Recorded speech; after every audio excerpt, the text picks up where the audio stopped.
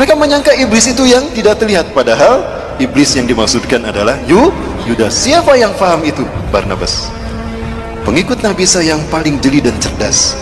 Dialah yang menuliskan kembali Injil yang benar, sehingga disebutlah Injil Barnabas, yang kemudian dituliskan kembali oleh Ashabul Kahfi.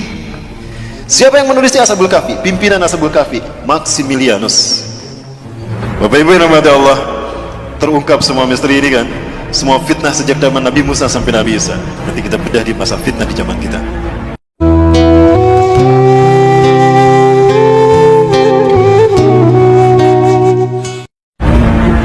Dia Dajjal. Di zaman Nabi Isa berganti nama menjadi Yudas Iskariot. Nabi Isa lahir karena mujizat Allah kan, kalimatullah, disebutnya kalimatullah karena lahir karena kalimatullah. Beliau adalah proses kelahirannya sesuatu yang ajaib. Ini kudratullah dan keajaib, keagungan Allah. Lahir tanpa seorang ayah. Nabi Isa sejak kecil itu dipelihara oleh Nabi Zakaria, karena Nabi Zakaria ini adalah kakeknya. Nabi Zakaria adalah pamannya Siti Maryam. Maka Nabi Isa ini adalah cucu Nabi Zakaria. Dan Nabi Zakaria saat itu melahirkan anak yang bernama Nabi Yahya. Itu hampir satu usia, satu angkatan dengan Nabi Isa. Kedua-duanya dibawa ke Baitul Maqdis, bumi Isra Mi'raj Rasulullah, di Al-Aqsa, mendengar ceramah pendeta Sanhedrin. Pendeta Sanhedrin inilah pendeta yang memalsukan Taurat menjadi Talmud. Apa yang mereka lakukan? Yuharifunal kalima amma wadih. Dia menghapuskan satu ayat dari tempatnya. Summa yaktubunal kitaba bi aidihim, lalu dia menulis ayat dengan tangannya sendiri. Summa yaquluna hadza min indillah, kemudian dia mengatakan ini datang dari Allah. Wa ma huwa min indillah, padahal itu bukan dari Allah. Maka setiap kali mereka ceramah tentang inilah Bapak Ibu Taurat yang Allah turunkan pada kita, itu di Masjidil Aqsa, itu di Baitul Maqdis. Nabi Isa saat itu usianya baru 9 tahun. Nah, Nabi Isa dibawa sama Nabi Zakaria ke Baitul Maqdis, mendengarkan ceramahnya pendeta Sanhedrin tentang Taurat. Ketahuan sama Nabi Isa yang seusia ini, loh kok Taurat kayak gitu? Itu bukan Taurat. Langsung Nabi Isa seusia dedek ini naik ke atas bangku, langsung tolak pinggang. Wailun lakum in tawan hadil mushkilah, celaka kalian, berhenti dari kebusukan kalian. Innakum tuharifuna al-kalima amma wadih, kalian telah merubah satu ayat dari tempatnya. Itu ayat kalian sendiri yang ngarang. Taurat demi Allah bukan demikian. Aku Isa bin Maryam, Nabi dan Rasul Allah. Allah mewahyukan kepadaku bukan hanya Injil tapi juga Taurat. Taurat yang kalian maksudkan harusnya begini, bla bla bla bla bla. Setiap kali ceramah pendeta Sanhedrin itu dibantah sama Nabi Isa. Setiap kali pendeta Sanhedrin ceramah, Nabi Isa membantahnya karena mereka membohongkan Taurat. Maka apa yang terjadi? Wah, itu para pendeta Sanhedrin kumpul tuh. Ini anak iki bocah, kalau dibiarin tekor kita, ketahuan baunya kita kan. Jadi gimana? Bunuh dia. Kita ini pesuruh Tuhan, gak mungkin kita membunuh orang manusia, apalagi dia Nabi dan Rasul. Gampang, bukan kita yang membunuhnya. Kan kita sudah terbiasa mengarang cerita. Bikin aja cerita. Cerita apa? Cerita Tuhan bingung. Pernah dengar doktrin Tuhan bingung? Dari sinilah lahirnya keyakinan agama Kristen hari ini. Dikarang cerita Tuhan bingung, disebarkan kepada manusia, maka jadi agama sekarang. Kenapa Tuhan bingung? Bingung mikirin Nabi Adam. Udah jelas jangan dipetik tuh buah pohon kayu, dipetik sama Siti Hawa kan, lalu dimakan. Tuhan marah saat itu, Tuhan murka ketika Tuhan akan menghukum Adam. Aduh, kasihan Adam. Adam tuh manusia. Jangankan Adam, alam semesta aku sentil hancur, apalagi Adam. Maka bingung Tuhan. Kok Tuhan bingung? Inilah jahatnya, inilah sesatnya mereka. Akhirnya Tuhan menemukan ide. Eureka, kata Tuhan. Aku ini kan Tuhan. Tuhan immortal, tidak mati. Kalau gitu aku saja yang dihukum. Bapak Ibu, saya sedang menceritakan satu mata ini. Dan ini Dajjal. Kita tahu pada akhirnya Samiri di zaman Nabi Musa Dajjal, dan di zaman Nabi Isa Dajjal berganti nama Yudas. Kenapa dia berganti nama? Untuk menyembunyikan identitasnya, dan dia berganti-ganti kostum. Inilah Dajjal. Lalu kapan nanti Dajjal muncul? Saya sampaikan untuk masa kita ya Bapak Ibu sekalian. Hanya Allah yang tahu. Rasulullah memberikan ciri-cirinya. Nah, ciri-ciri itu yang akan kita tuntas bahas tuntas. Tuhan Tuhan bingung tadi. Akhirnya gimana? Aku kan Tuhan, aku tidak mati. Kalau gitu aku saja yang menggantikan Adam, jangan Adam yang dihukum. Jibril, sini Jibril. Catat Jibril, bikin maklumat Tuhan. Baik Tuhan. Jibril buka laptop, ketik tuh maklumat Tuhan _2. Sampun Tuhan. Tulis Jibril, nomor 1, Tuhan menjelma menjadi manusia. Ilahul Mubasyar. Baik Tuhan, maklumat Tuhan _2. Nomor 1, Tuhan menjelma menjadi manusia. Saya siap membantah, menghujahkan ini. Jika ada orang-orang non-muslim, Kristen yang tersinggung, silakan berdebat dengan saya. Ini studi saya Bapak Ibu tentang Kristologi. Ya, kemudian apa? Ketika Tuhan berpikir akan menjelma menjadi manusia, Tuhan bingung bagaimana turun ke bumi. Kalau turun begitu saja simsalabim, tring ada, manusia nggak akan percaya. Oh, berarti Tuhan harus menjelma menjadi manusia, lahir secara normal. Jibril, nomor 2 Jibril. Baik Tuhan, apa Tuhan? Tuhan lahir secara normal. Baik, maklumat nomor 2, Tuhan lahir secara normal. Bingung lagi Tuhan, kalau Tuhan lahir secara normal, lah siapa wanita yang layak melahirkan Tuhan? Jibril ngasih masukan sama Tuhan. Masya Allah, inilah jahatnya, sesatnya Sanhedrin. Ini mereka mengarang cerita ini. Tuhan, boleh saya interupsi ngasih masukan? Oh, apa itu Jibril? Gini Tuhan, Engkau pernah mengutus saya ke Bethlehem, ke Nazaret. Di Nazaret ada seorang wanita suci Tuhan. Dia belum pernah mengotori dirinya dan kesuciannya. Hidupnya hanya untuk ibadah kepadamu Tuhan. Siapa Jibril? Masa Tuhan tidak tahu? Nah, ini sesatnya mereka kan. Apa kata Jibril? Maryam Tuhan, Maryam binti Imran. Dia wanita yang hidupnya suci hanya untuk beribadah padamu. Betulkah Jibril? Iya Tuhan. Aneh, Tuhan tidak tahu. Kurang update rupanya Tuhan dalam cerita ini. Maka apa kemudian kata Tuhan? Jibril, ihbit jawab, beli Maryam li'annani sa'ampuh min ruhi ilaiha. Jibril, turun kamu ke Maryam, sampaikan pada Maryam, kalau aku akan meniupkan sebagian ruhku ke dalam rahimnya. Maka Maryam pun hamil mengandung Yesus Kristus, melahirkan sang penebus dosa. Tuhan lahir menjelma menjadi manusia untuk menebus dosa Adam, artinya menebus dosa manusia. Maka Tuhan harus mengorbankan dirinya demi dosa, menebus dosa manusia, agar bukan manusia yang dihukum. Inilah cinta kasih Tuhan. Betul tidak Bapak Ibu? Dari sini lahir doktrin agama ini kan? Allahu Akbar. Cerita ini pun dikarang, disebarkan kepada raja-raja Herodes, raja-raja Romawi. Yang terhasut saat itu adalah Herodes. Maka semuanya faham kalau Nabi Isa itu adalah Tuhan yang menjelma menjadi manusia. Makanya mereka mengatakan Innallaha Isa ibnu Maryam. Laqad kafara alladziina qalu Innallaha Isa ibnu Maryam. Surat Al-Maidah ya. Sungguh kafirlah orang yang mengatakan Allah itu Isa bin Maryam.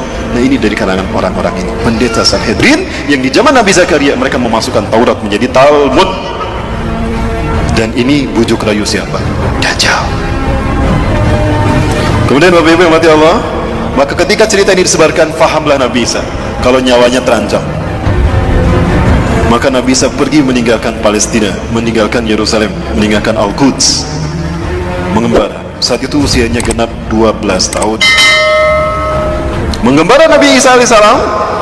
Ada satu kaum di mana kaum itu banyak yang buta sejak lahir, diobatin oleh Nabi Isa alaihissalam. Bismillahirrahmanirrahim. Diusap, sembuh. Masaha yamsahu masihan wa mashatan. Mashan wa mashatan. Diusap, mengusap itu masaha. Maka orang yang mengusap disebut masihun al-masih. Man anta? Kaifa tastati an tusliha hadal ain? Siapa anda? Bagaimana anda bisa menyembuhkan kedua mata saya ini? Aina ya? Apa kata beliau? Aku Isa bin Maryam, aku Nabi dan Rasulullah.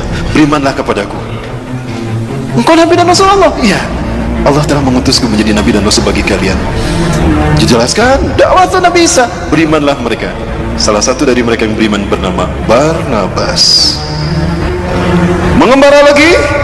Ketika mengembara lagi, ada pula kemudian ada yang beriman lagi. Di antara mereka ada yang penyakit sopak belang, diusap oleh Nabi Isa. Bismillah, dengan kodrat Allah, dengan izin Allah sembuh tuh. Bismillahirrahmanirrahim. Masaha yamsahu, diusap, sembuh.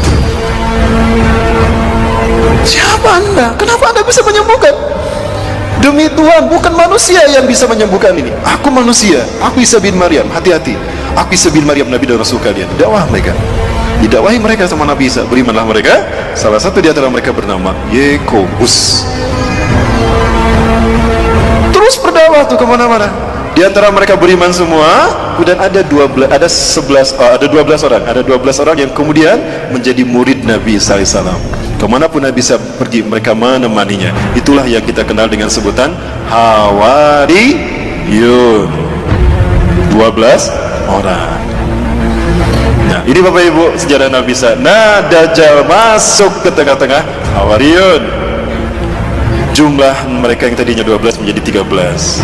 Siapa dia? Yudas Iskariot. Dajjal dia, Bapak Ibu. Hati-hati kalian, iblis telah masuk ke tengah-tengah kalian, kata Nabi Isa. Hati-hati, iblis ada di tengah-tengah kita.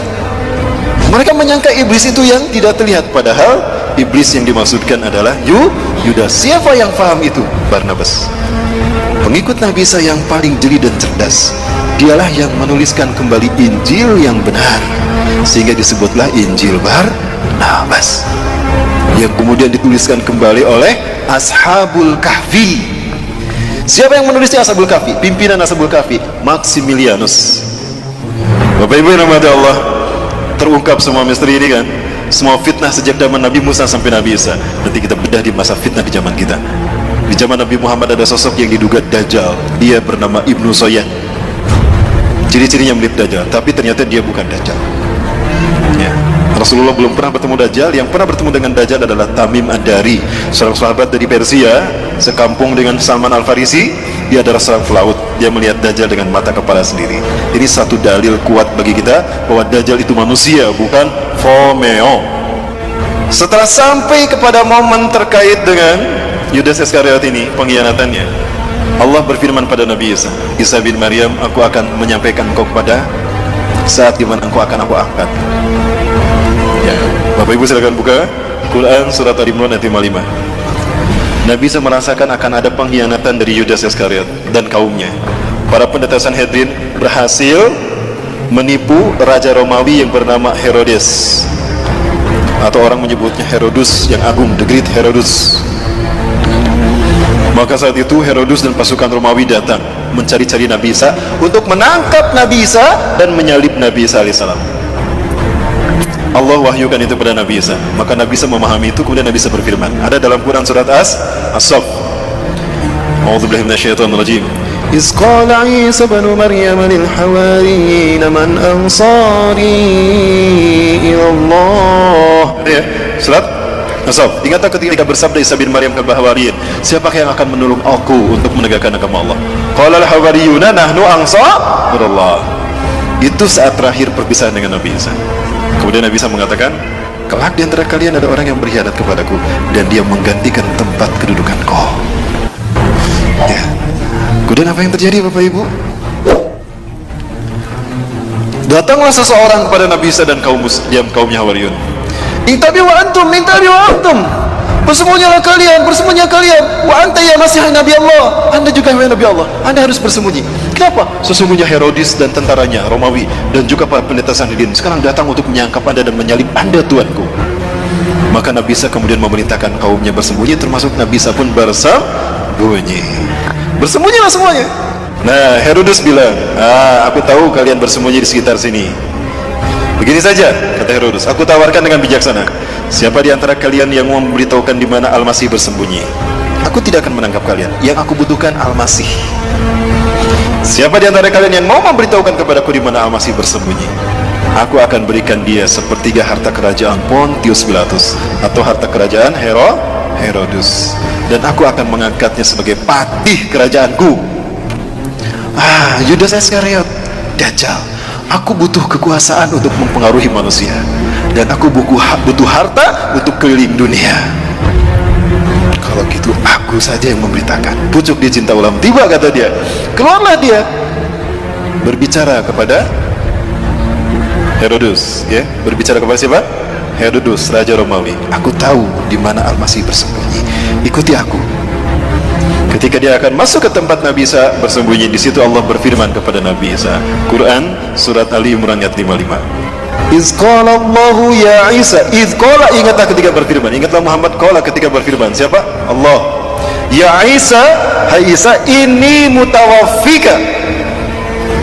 Kalimat mutawaffika, wafat itu bukan berarti mati. Sesungguhnya aku akan mewafatkan kau. Itu artinya bukan mematikan kau. Wafat tidak selamanya artinya mati. Di dalam surat Al-An'am ayat ke-60 Allah berfirman, a'udzubillahi minasyaitonir rajim, wa huwal ladzi yatawaffakum bil-lail wa ya'lamu ma jarahtum fil nahar. Dialah Allah yang telah menidurkan engkau di waktu malam, dan Allah mengetahui apa yang kalian lakukan di waktu siang. Artinya wafat ini bisa berarti tidur. Berarti Nabi Isa kalimat ini mutawafika, sesungguhnya aku akan menidurkan kau Isa. Jadi Nabi Isa ditidurkan, tidak dimatikan. Warafuka ilayya, dan aku akan mengangkatmu ke sisiku. Artinya Nabi Isa diangkat dengan fisiknya. Wa mutahhiruka minal ladzina kafaru, dan aku akan membersihkan namamu dari orang-orang kafir. Yang bergelar Al-Masih itu bukan Dajjal, tapi Nabi Isa alaihi salam. Allah tunjukkan nanti, makanya Allah turunkan siapa sesungguhnya yang bergelar Al-Masih, dan siapa sebetulnya yang menebar fitnah atas nama Isa bin Maryam. Maka Nabi Isa diturunkan untuk membunuh Dajjal. Di mana Nabi Isa akan membunuh Dajjal? Di Aleppo, Suriah, Damaskus, di Masjid Umawi, masjid yang bermenara putih. Saat itu kaum muslimin akan melaksanakan salat subuh berjamaah. Ketika itu qomat sudah dikumandangkan. Wa imamukum al-Mahdi, imam kalian al-Mahdi, kata Rasulullah. Ini ada dalam syarah Sahih Muslim, syarah Syekh An-Nawawi. Kata Imam Mahdi, "Stawu sufufakum, taruh suatu dulu. Luruskan, dapatkan saf kalian." Ketika sedang meluruskan saf, maka fanazal Isa bin Maryam. Turunlah Isa bin Maryam, memegang sayap dua malaikat ala janahain malakain. Apabila melihat ke bawah bersatuan air tanda beliau telah berwudu. Apabila melihat ke atas, beliau menjatuhkan sesuatu mirip mutiara. Kemudian, maka ketika Yudas masuk, Nabi Isa ada tidak di sini? Tidak ada, karena Nabi Isa sudah diangkat Allah ke langit. Maka ketika Yudas masuk, ditemukan nggak Nabi Isa? Tidak ada. Nah, ketika dia di dalam, dia mengalami apa yang Allah bahas dalam Quran surat An-Nisa ayat 157. Wa qalihim inna qatalna al-Masih Isa ibn Maryam Rasulullah wa ma qataluhu wa ma salabuhu. Ya. Mereka tidak membunuhnya, kata Allah. Berarti mati tidak? Tidak, kan tidak dibunuh. Wa ma salabuhu, dan tidak pula menyalibnya. Berarti siapa yang disalib? Yudas Iskariot. Bapak Ibu, kalau di dalam salibnya Katolik itu biasanya ada tulisan INRI. Ada yang mualaf di sini? Ya, ada tulisan INRI. Ini pakai huruf ya. Kalau ditanyakan pada orang-orang non muslim itu, apa arti kata INRI? Saya pernah melakukan. Bertanya kepada seseorang yang mualaf, saya punya jamaah sahabat, dia sudah masuk Islam. Ketika itu saya tanya, antum tahu apa arti kata INRI? Oh, itu singkatan Yesus orang Nazaret, Raja Yahudi. Oh, bukan. INRI itu artinya bukan itu, tapi INRI itu artinya penjelmaan. Ketika Yudas masuk ke dalam, Nabi Isa sudah tidak ada. Pelangap-pelongo dia, loh, kemana Isa? Tadi di sini. Disitulah Allah merubah wajah dan tubuhnya. Allah merubah Yudas Iskariot menjadi Isa bin Maryam. Mereka tidak membunuh Isa bin Maryam dan tidak punya menyalibnya, tetapi mereka diserupakan. Tetapi dia diserupakan oleh Allah untuk Isa bin Maryam. Ya. Maka Yudas dirubah menjadi Nabi Isa. Maka ketika Yudas keluar, siapa yang ditangkap oleh Herodes? Si Yudas. Loh, kok aku yang ditangkap? Lastu Isa, anak Yudas ada jadul kumilai. Kok aku yang ditangkap? Aku bukan Isa, aku Yudas yang menunjukkan kamu tadi. Terus meneng baik, kok Isa kok? Lewat wajah Isa. Suaramu itu suara Isa tuh. Lah, kok aku yang disalib? Ditangkaplah dia, kemudian disalib. Ketika disalib, ditidurkan, dipaku kaki dan tangannya. Dia melihat Nabi Isa diangkat ke langit. Ini bukti kalau Nabi Isa diangkat dengan fisiknya. Maka dia berkata, Eli Eli lama sabakhtani, ada dalam Bible. Tuhanku, Tuhanku, Tuhanku, Tuhanku, kenapa kau tinggalkan aku? Eli itu bahasa Ibrani itu Tuhan. Ya, Eli itu apa artinya? Tuhan. Itu di bahasa Ibrani, di Romawi sana. Nah, jadi siapa yang disalib? Nabi Isa apa Yudas? Yudas Iskariot. Nah, Paham Barnabas apa yang dikatakan oleh Nabi Isa? Kelak di antara kalian ada orang yang berkhianat kepadaku, dia menggantikan tempat kedudukanku. Ya, di mana? Dia berkhianat karena memberitahukan di mana Nabi Isa bersembunyi kan, dan menggantikan Nabi Isa di tiang salib. Barnabas yakin dia Dajjal. Dia ingin membuktikan kalau dia Dajjal atau bukan. Diam-diam setelah 3 hari 3 malam, malam hari tanpa ada yang tahu, Barnabas menggali kuburannya Yudas. Sebelum digali, Allah kembalikan wajahnya menjadi wajah Yudas kembali dari wajah Nabi Isa. Pergantian wajah ini mengakibatkan adanya pancaran cahaya yang nempel di kain kafan. Maka lihat wajah-wajah Yesus seluruh dunia, sama kan? Itu dari sumbernya dari kain kafan. Wajah Nabi Isa dikembalikan kepada wajah Yudas, itu menembakkan ke kain kafan, ya. Maka darahnya itu nempel di kain kafan. Ya, the sword from Turin, sampai sekarang masih ada kain kafannya, saya pernah melihat itu. Sekarang ada di Italia, ya, di Turin, Italia. Itulah kenapa wajah Yesus seluruh dunia sama. Ya, ketika digali, apa yang terjadi? Masih hidup. Sebelum dikubur, saya ingin menyampaikan sesuatu terkait dengan Dajjal. Kalau Yudas ini adalah Dajjal. Kenapa saya meyakini kalau Yudas Iskariot adalah Dajjal? Hadis Rasulullah SAW. Tidaklah Allah mengutus seorang nabi pun sejak Allah menciptakan langit dan bumi, menciptakan Adam sampai hari kiamat, melainkan ada satu fitnah yang terburuk, fitnah Dajjal. Sebagaimana para nabi mengingatkan kaumnya tentang Dajjal, dan sebagaimana Nuh mengingatkan kaumnya tentang Dajjal, hati-hati dengan fitnah Dajjal. Hari ini akan aku katakan kepada kalian, sa'aqulu lakum ma lam yaqulhu min qabl. Aku akan mengatakan kepada kalian sesuatu yang para nabi dan rasul belum mengatakannya. Apa itu? Innahu a'war wallahu laysa bi'awar. Sesungguhnya dia a'war. Banyak yang menerjemahkan buta. Menurut saya a'war bukan sekedar buta. Ada orang yang matanya normal tapi tidak melihat, disebutnya apa? Buta kan? Tapi matanya normal. Kalau ini bukan a'war, itu bukan buta. Lihat hadis yang lainnya. Ka'anna ainuhu ainabah. Seolah-olah matanya itu seperti anggur yang menonjol, hitam semua. Artinya pecak. Jadi bukan buta tapi pecak. Pertanyaannya, kenapa cuma Rasulullah yang memberitahukan kalau dia itu pecak sebelah mata kanannya? Karena peristiwanya terjadi setelah Nabi Isa diangkat. Apa itu? Setelah si Yudas Iskariot disalib, dia diarak ke bukit Golgota. Nah, diarak dia ke bukit Golgota, bukit tengkorak. Ketika diarak, Herodes memegang pedang di tangan kanannya, Old Testament perjanjian lama di tangan kirinya. Itu pedang ditusuk-tusukkan ke tubuh Yudas Iskariot. Ketika pedang tadi menusuk tubuhnya, bercucuran darah, Bapak Ibu. Ketika darah bercucuran, para pendeta Sanhedrin dan tentara Romawi berebut darah tersebut, diminum. Itu rukun ke-5 agama Kristen, Ekaristi Holy Water, rukun meminum air suci. Kenapa mereka meminum darah itu? Karena mereka meyakini kalau ada bagian tubuh Yesus bercampur dalam tubuh mereka, mereka tidak akan pernah masuk neraka. Mereka akan masuk surga. Jika ada tubuh Yesus bersatu dengan mereka, maka darah mereka diminum. Itu menjadi rukun ke-5 agama Kristen, Ekaristi Holy Water. Kalau Bapak Ibu masuk ke dalam gereja, ada patung Bunda Maria atau patung Yesus, di depannya ada seloki, ada air warna merah darah. Banyak pedang yang menusuk tubuhnya, dagingnya terkelupas, darah dagingnya diambil dimakan. Rukun ke-3 agama Kristen, Ekaristi Gusti Kudus. Selesai kebaktian, mereka berbaris untuk keluar, pendeta pastor pegang nampan di depannya kan, bagi-bagi kue kecil. Nah, salah satu tusukan pedang itu menusuk mata kanan Yudas Iskariot. Inilah yang Rasulullah katakan, hari ini aku akan beritakan pada kalian sesuatu tentang Dajjal yang para nabi belum memberitahukannya. Dia itu pecak sebelah mata kanannya, dan Allah tidak pecak. Kenapa cuma Rasul yang memberitahukan? Karena hilangnya mata kanan Dajjal, rusaknya mata kanan Dajjal terjadi setelah Nabi Isa diangkat. Jadi siapa yang memberitahukan kepada umat manusia? Berikutnya, Nabi Muhammad SAW. Jadi siapa yang disalib? Yudas atau alias Dajjal.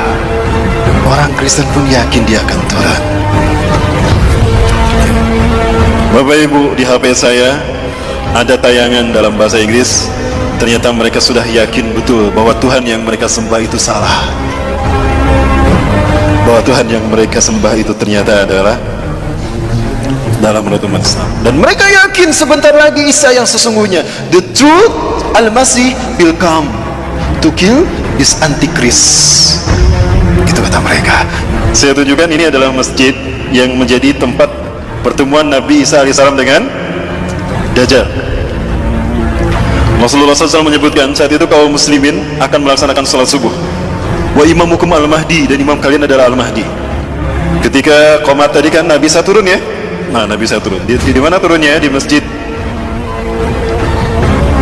Indal Manaratil Bayda, di masjid bermenara putih Syarqiyah Damaskus, di Damaskus Timur. Ketika Nabi Isa turun, kata Imam Mahdi, "Ta'ali Nabi Allah, salli lana." Mari Kanjeng Nabi, imami kami salat. Imam Mahdi mundur. Ternyata Nabi Isa tidak mau jadi imam salat. Didorong tuh Imam Mahdi oleh Nabi Isa. La taqaddam, hadhihi uqimat laks. Ya. Tuqimatu lana hadhihi al-ummah, inna ba'dakum li ba'din umara. Tidak, komat ini untuk Anda. Maju ke depan. Andalah imam mereka. Karena sebagian dari kalian ada pemimpin, sebagian lain. Inilah kemudian Allah berikan pada umat ini. Allahu Akbar. Nabi Isa salat di belakang Imam Mahdi. Apakah Imam Mahdi lebih mulia dari Nabi Isa? Tidak. Pelajari Quran surat Ali Imran 81-82. Itu jawaban kenapa Nabi Isa tidak mau menjadi imam salat. Selesai melaksanakan salat berjamaah subuh, imamnya Imam Mahdi, apa kata Nabi Isa? Iftahil bab, buka pintu masjid itu. Ketika dibuka pintu masjid ini, ternyata tampaklah Dajjal dengan 70.000 Yahudi Isfahan, dari lembah Isfahan, Iran. Inilah kenapa Iran menjadi Syiah, karena Syiah ciptaan Dajjal. Begitu dibukakan, kaget Dajjal ketika ada Nabi Isa di dalam. Aduh, malaikat maut sudah datang. Merinding dia, kata Rasulullah. Mencair dia seperti garam yang terkena air. Rasulullah menyebutkan, harumnya tubuh Nabi Isa tercium sampai sejauh mata memandang. Dan jika orang wa in yahusumul kafir matu baktatan, jika orang kafir mencium bau harumnya Nabi Isa, tubuhnya maka mati seketika. Itu barisan depannya mati semua, plak, mati. Sisanya mereka lari tunggang langgang. Dajjal sendiri itu merinding dia. Lari dari Aleppo, lari ke Israel, Bapak Ibu. Cepat dia larinya. Begitu lari ke barat, ada Nabi Isa. Aduh, ada Nabi Isa. Lari ke timur, ada Nabi Isa. Lari ke utara, ada Nabi Isa. Dia bingung melarikan diri kemana. Saking takutnya dia, mencair tubuhnya. Artinya deras mengalir keringatnya. Maka di pintu Ludlah Nabi Isa menemukan Yudas Iskariot alias Dajjal. Di pintu Lut, kata Rasulullah dalam hadis riwayat Imam At-Tirmidzi, Dajjal terdampar, tidak bisa melarikan diri. Dibunuhlah oleh Nabi Isa alaihissalam. Ya, kemudian di pintu Lut lah dia terdampar. Di mana pintu Lut itu? Pintu Lut adalah tempat di mana Dajjal dibunuh Nabi Isa. Ini kata Rasulullah di dalam hadis riwayat Imam Al-Hakim dalam kitab Al-Mustadraknya. Isa bin Maryam akan membunuh Dajjal di gerbang Lut. Yaqtulu Isa bin Maryam ad-Dajjal bi Babiludin. Ya, hadis riwayat Imam At-Tirmidzi dalam kitab Mustadrak juz ke-4 halaman 105. Seperti apa pintu Lut di mana Nabi Isa membunuh Dajjal? Ini dia. Inilah pintu Lutnya. Subhanallah. Di Lut itu sekarang 13 mil timur Tel Aviv. Bapak Ibu kalau umroh plus Aqsa, saya biasa membawa jamaah ke Tel Aviv. Tapi kita tidak bisa masuk ke dalam karena ada pangkalan militer Angkatan Udara Israel.